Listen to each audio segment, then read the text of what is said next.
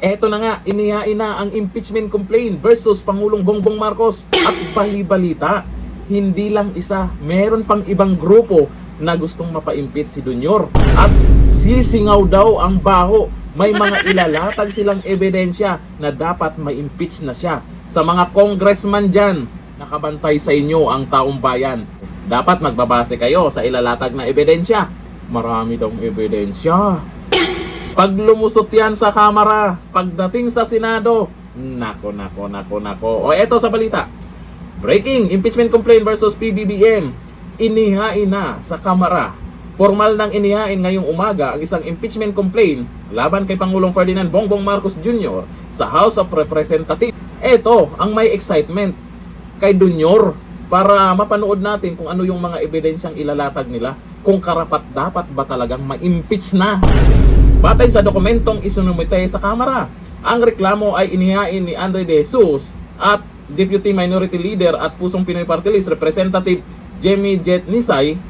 Sa verified complaint for impeachment, binigyan diin ng nagrereklamo ang prinsipyo na public office is a public trust at iginiit na ang tiwalang pinagkaloob ng taong bayan ay may kaakibat na pinakamataas na antas ng pananagutan. Lalo na para sa Pangulo ng Republika. Kasabay nito, isang resolution of endorsement ang inihain upang formal nang mairehistro ang reklamo at maisalang ito sa proseso ng Kamara. Sa mga congressman dyan ha, yung galawan nyo ha, maraming nakabantay dyan. Kabilang ang pag-refer sa Committee on Justice para sa kaukulang pagtatalakay alinsunod sa konstitusyon at House Rules.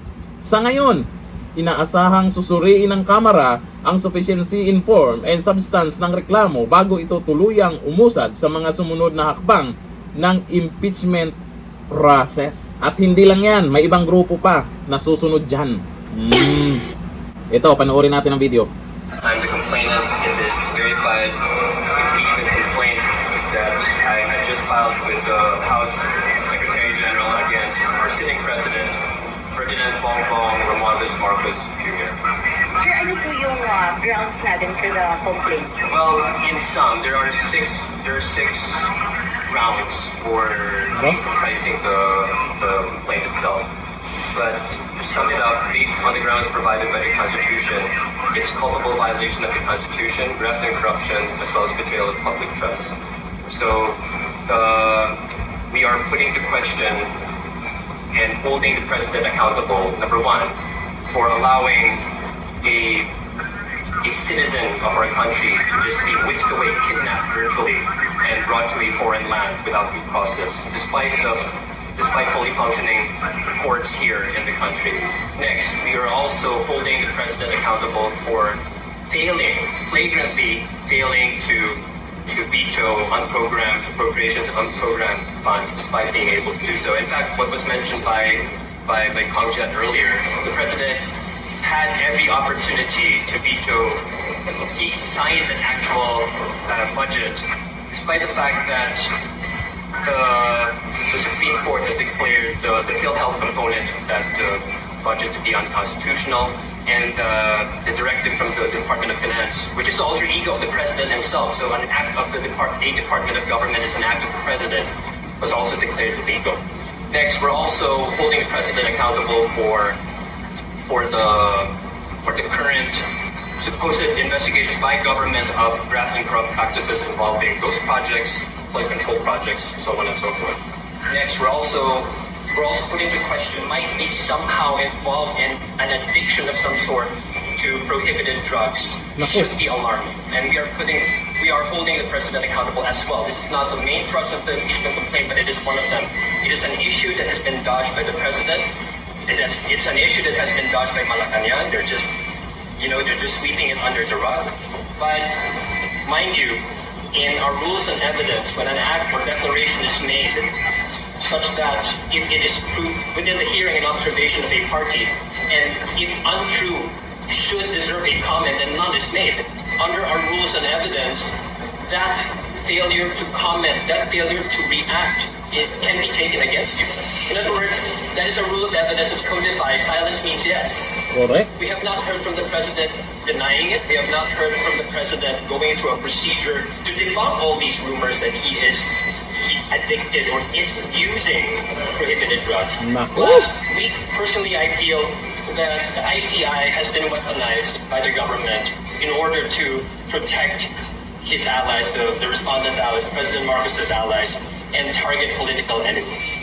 So we feel that apart from the president being an impeachable officer, we feel that this avenue would enable not just myself as complainant, not just Hong Jet as the endorser, but the Filipino people to thresh out all these matters which are being raised but are not answered at all by the president and his cabinet and his officers. Kaabang-abang niya na. Kasama sa reklamo yung ayaw magpates sa ganun daw siya. Tsaka ang pinakamatindi doon, yung video na nagsalita si Senator Amy Marcos, malakas na ebidensya yun. Marami palang dahilan kaya gustong mapa-impeach itong si Junior. Yung ibang magre-reklamo, ano kaya yung pwedeng lang idahilan doon? Maglalabasan ang mabibigat na ebidensya dyan. Dito natin malalaman kung itong mga congressman ay nagbabase talaga sa ebidensya, ha? Kasi bali-balita nung kay BP Sara, ganun-ganun ba? Dito nila mapatunayan sa taong bayan na wala silang pinapanigan. Nagdedepende sa baho na maglalabasan. Naku, kaabang-abang yan. Pero dyan sa unang naghain ngayon ay maraming nakasuporta. Maraming netizens na excited nga. Diba? Excited sila na mapanood yung impeachment. Ayan neto sa mga nag-comment, ha. O sabi ni Ems Divelo, Kongres, sana mag-ayos kayo lahat at sa mga Senado nakatutok sa bayan ng Pilipino nito. Sana sa tama at ngayon sa batas natin para sa bayan. Ay sabi po yan ni Ems. Sabi ni Ramyads, yan dapat i-impeach. Naku. Sabi ni Samer Villavera, yan ang dapat tanggalin sa pwesto. Naku. O sabi ni Eric Bunaw, maganda yan para lumabas ang baho niya. Naku, kasi mahirap naman kasi pag sinabi natin ganito si Junior, sangkot sa corrupt si Junior, yung mga kwento-kwento, mahirap naman na puro ganun lang ang kumakalat sa media. Kaso nga lang yung isa kasi na bangag-bangag na sinasabi ay hindi niya mapapatunayan, hindi totoo eh. Ngayon, kung maisama man dyan sa pag-usapan para mapa-impeach siya, maganda yan. Diba? Maglabas ng ebidensya sa yung panig ni Junior na hindi totoo yan. Maganda po yan sa nangyayari ngayon 2026. Nako, baka totoo yung mga hula-hula na kay BP Sara Duterte ang huling halakhak. Diba? Hanggang dito lang. Thank you. Bye-bye.